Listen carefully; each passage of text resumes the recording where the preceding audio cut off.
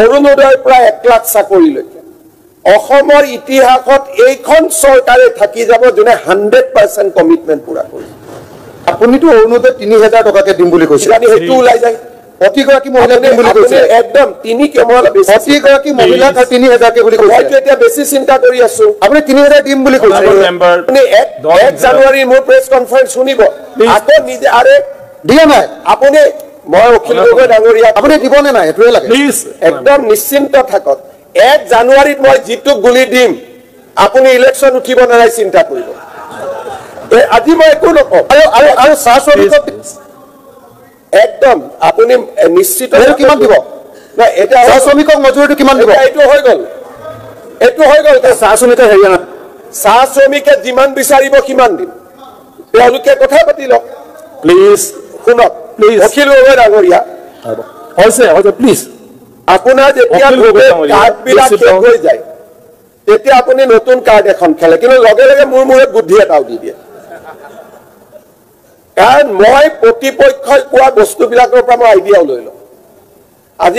আপুনি মোক এটা ভাল আইডিয়া দিলে যে অৰুণোদয়টো আৰু অলপ ভাল কৰি দিব লাগে হয়নে নহয় সকলোকে দিব আৰু 3000 কে দিব কিজানি বেছি হৈ যায় না 3000 কে দিয়ক সকলোকে আপোনাৰ এসুৰেন্স আছিল 3000 কে দিম বুলি কিজানি 3100 হৈ যায় থাকক এই কাৰণে সকলো মহিলাকে দিব প্লিজ অৰুণোদয় সকলোকে দি দিয়ক সকলোকে নিদিও এই যে 50% মানুহ হৈছে সকলোকে যোনে চলিব পাৰে তাক কিয় দিম মোৰ পৰিবাৰক কিয় দিম আপোনাৰ পৰিবাৰক কিয় দিম সকলোকে কিয় দিম সেই কাৰণে চাকৰি থকা মানুহ নালাগে বাকি সবকে মানে কংগ্ৰেছক হৰুৱাবৰ কাৰণে আপুনি যিমান পৰামৰ্শ দিব লাগে আমাক সেইখিনি ইনডাইৰেক্টলি হলেও দি দিয়ে য'ত অখিল গগৈ থাকে তাত আৰু শত্ৰু নালাগে বন্ধু নালাগে ইমান দিন এইটো মোৰ মূৰত সোমোৱা নাছিলে যে কিবা এটা আৰু অৰুণোদয় কৰিব পাৰি ধন্যবাদ বুদ্ধিটো দি দিলে আপোনালোককো ধন্যবাদ আপোনালোকৰ হাৰা ৰাস্তাটো তেওঁ ক্লিয়াৰ কৰি দিলে আপুনি মানুহটো কাৰ আচলতে মনোৰঞ্জন তালুকদাৰ যে মোৰ এতিয়া মনোৰঞ্জন তালুকদাৰে মাল শব্দটো ব্যৱহাৰ কৰি গৈছে অধ্যক্ষ মহোদয় এক্সপান্স কৰা নাই আপুনি মাল শব্দ এটা কৈছিলে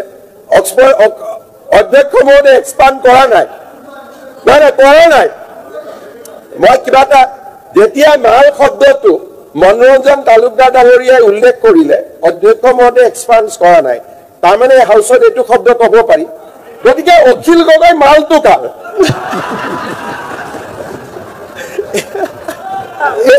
এইটো আপোনাৰ অলপ বিলো ষ্টেণ্ডাৰ্ড হৈ গ'ল মই সুধি লৈছো আপুনি যেতিয়া ঠিক আছে এইটো আপুনি নিজে নিজে উঠাই লওকচোন নিজে নিজে উঠাই লওক দেখিবলৈ অধ্যক্ষ মহোদয় এক্সপাণ্ড কৰিম বুলি কৈ দিয়ক প্লিজ অধ্যক্ষ মহোদয় মই নিজে বুজি শব্দটো শুনি লওক মনোৰঞ্জন তালুকদাৰে কোৱাটো উঠাই দিয়ক মই কোৱাটো উঠাই দিয়ক মোৰ কোনো আপত্তি নাই মই কোৱাটো মালটো টকা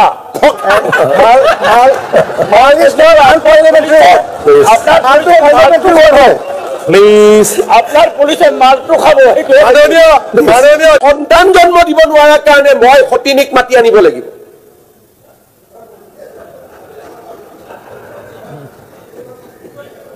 তাৰমানে এগৰাকী মহিলা তাতকৈ আৰু অপমান কৰাৰ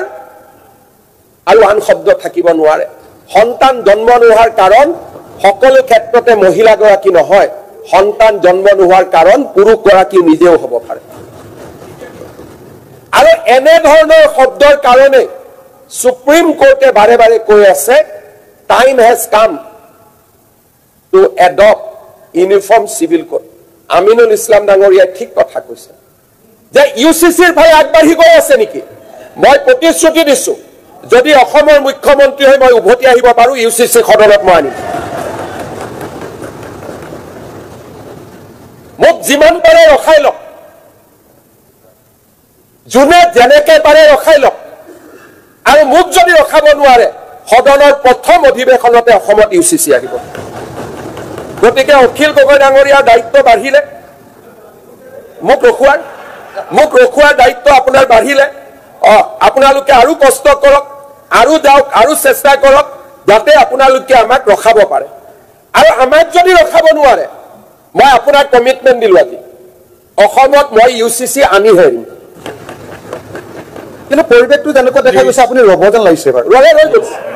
এইটোতো আপুনি মইতো ঠিক এবাৰ আকৌ আপুনি চিফ মিনিষ্টাৰ নহয় যেন লাগিছে অনাৰেবল মেম্বাৰ একদম এনেকুৱা লাগিছে নহয় যেন অধ্যক্ষ বহি পেলাই অনুভৱ কৰিব পাৰিব মাননীয় অধ্যক্ষ মহোদয় খন্তেক সময় পিছত আমি জীয়াই থাকিম নাই তাৰে সিদ্ধান্ত মই ল'ব নোৱাৰো ওলাই যাওঁতে কিজানি গাড়ীখনত এক্সিডেণ্ট হয় নাই আপুনিও আপোনাৰ জীৱনৰ দায়িত্ব ল'ব নোৱাৰে যিজন মানুহে নিজৰ জীৱনৰ দায়িত্ব ল'ব নোৱাৰে তেওঁ ক'ব পাৰিব নেকি মই অহাবাৰ অসমৰ মুখ্যমন্ত্ৰী হ'ম বুলি বা আপুনি ক'ব পাৰিব নেকি ৰখাব পাৰিব বুলি নেদেখাজনে সিদ্ধান্ত লয় অসমৰ মানুহে সিদ্ধান্ত ল'ব কিন্তু আপোনাৰ ভাষাতে কৈছো ভুলতে যদি ইয়াত আহোঁ প্ৰথম UCC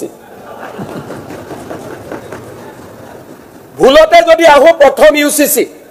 আৰু মই ধন্যবাদ জনাইছো আমিনুল ইছলামক যে আপুনি মোৰ পেটৰ কথা জানিলে যে হয়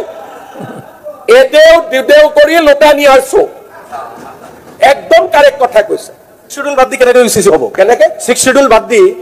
6 শিডিউলে UCC হেণ্ডিকেপ UCC হ'ব এইটো UCC নহয় হেণ্ডিকেপখনে অকচোন ধুনীয়া বাগবৰত চলি যাওক বাকী কথা পিছত হ'ব অধ্যক্ষ মহোদয় আমাৰ টাৰ্গেটত কি আছে লুকাইতো লাভ নাই চিধা কৈ দিব লাগে আমাৰ টাৰ্গেটত আছিলে বেন অন পলিগেমি হৈ গ'ল Ben on child marriage 21 and 18 years আছে এজ মোক যদি ভগৱানে শক্তি দিয়ে অহাবাৰ আল্লাহ ঈশ্বৰ জেছাছ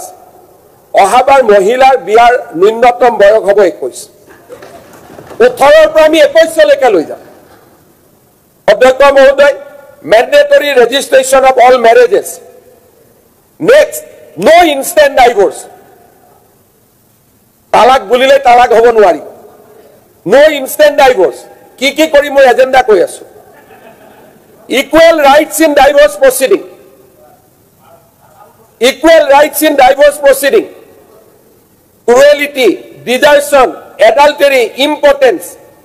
পুৰুষ মহিলা দুইগৰাকীকে পৰীক্ষা কৰিব লাগিব এগৰাকীক দোষ দিয়া সিস্টেম নহব অধ্যক্ষ মহোদয় নাৰীৰ সশক্তিকৰণ ইকুৱেল ইনহেৰিটেন্স আজিও ইছলামে ছোৱালীক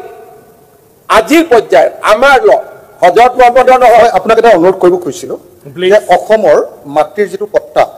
সেইটো পুৰুষ আৰু মহিলা দুইজনৰ নামত দিয়াৰ কাৰণে ব্যৱস্থা কৰিব লাগে মাতৃৰ পট্টা অকল পুৰুষৰ নামত থাকে পুৰুষ আৰু মহিলা দুইজনৰ নামত আহি যাব লাগে তেতিয়া আৰু এনেকে খেদিব নোৱাৰে কাৰো কোনাল আৰু ঘৈণীয়েকক এই ধৰণে